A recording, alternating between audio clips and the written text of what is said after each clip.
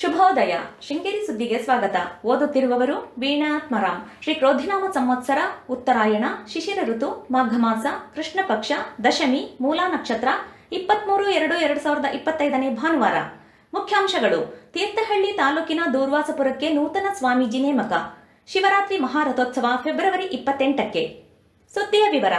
ದಕ್ಷಿಣಾಮ್ನಾಯ ಶ್ರೀ ಶಾರದಾ ಪೀಠದ ಜಗದ್ಗುರು ಶ್ರೀ ವಿಧುಶೇಖರ ಭಾರತಿ ಸ್ವಾಮೀಜಿಗಳು ಮತ್ತು ಪಶ್ಚಿಮಾಮ್ನಾಯ ದ್ವಾರಕ ಪೀಠದ ಜಗದ್ಗುರು ಶ್ರೀ ಸಚ್ಚಿದಾನಂದ ಸರಸ್ವತಿ ಸ್ವಾಮೀಜಿಗಳು ಶ್ರೀ ಶಾರದಾ ಪೀಠದಲ್ಲಿ ಶ್ರೀಪಾದ ಬ್ರಹ್ಮಚಾರಿ ಎಂಬುವ ವಿರಕ್ತರಿಗೆ ಗುರುವಾರ ಸನ್ಯಾಸ ದೀಕ್ಷೆ ನೀಡಿದರು.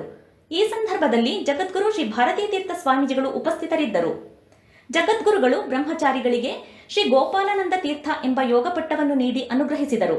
ಶುಕ್ರವಾರ ಶಿವಮೊಗ್ಗ ಜಿಲ್ಲೆಯ ತೀರ್ಥಹಳ್ಳಿ ತಾಲೂಕಿನ ದೂರ್ವಾಸಪುರದ ಮುಳಬಾಗಿಲು ಶ್ರೀ ಕೃಷ್ಣಾನಂದ ಮಠಕ್ಕೆ ಅಧಿಪತಿಗಳಾಗಿ ನಿಯುಕ್ತಿಗೊಳಿಸಿದರು. ಪುರಾಣ ಪ್ರಸಿದ್ಧವಾದ ಈಶ್ವರಗಿರಿ ಶ್ರೀ ಭವಾನಿ ಮಲಹಾನಿಕರೇಶ್ವರ ಸ್ವಾಮಿಯ ಮಹಾರಥೋತ್ಸವ ಫೆಬ್ರವರಿ 28ರಂದು ನಡೆಯಲಿದೆ. ಮಹಾಶಿವರಾತ್ರಿ ಹಾಗೂ ಶ್ರೀ ಭವಾನಿ ಮಲಹಾನಿಕರೇಶ್ವರ ಸ್ವಾಮಿಯ ಮಹಾರಥೋತ್ಸವದ ಅಂಗವಾಗಿ ಶ್ರೀಮಠದಲ್ಲಿ ಹಲವಾರು ಧಾರ್ಮಿಕ ಕಾರ್ಯಕ್ರಮಗಳು ನಡೆಯಲಿದೆ.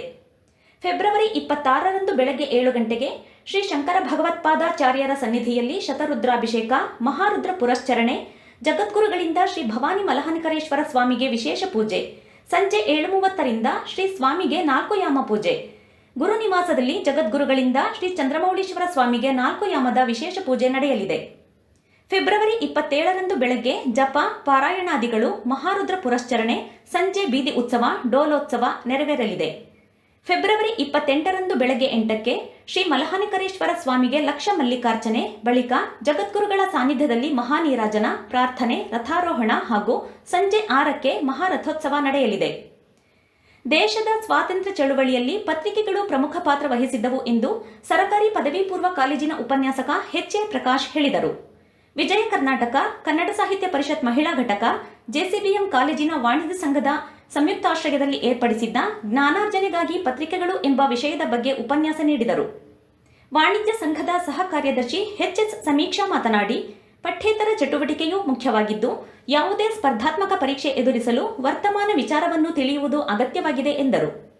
ರಸಪ್ರಶ್ನೆಯಲ್ಲಿ ವಿ. ವಿದ್ವತ್, ಪಿ. ಸಾತ್ವಿಕ್ ಮತ್ತು ಕೆ.ಎಸ್. ಅವನಿ ಬಹುಮಾನ ಗಳಿಸಿದರು.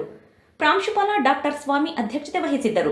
ಕನ್ನಡ ಸಾಹಿತ್ಯ ಪರಿಷತ್ ಮಹಿಳಾ ಘಟಕದ ಅಧ್ಯಕ್ಷೆ ಸುಮಂಗಲಾನಂದ ಸ್ವಾಮಿ, ವಾಣಿಜ್ಯ ಸಂಘದ ಸಾಂಸ್ಕೃತಿಕ ಕಾರ್ಯದರ್ಶಿ ಕೆ.ಜೆ. ಸ್ಕಂದ, ಕನ್ನಡ ಸಾಹಿತ್ಯ ಪರಿಷತ್ನ ಆನಂದ ಸ್ವಾಮಿ, ಕೆ.ಎಲ್. ಗೋಪಾಲಕೃಷ್ಣ ಇದ್ದರು.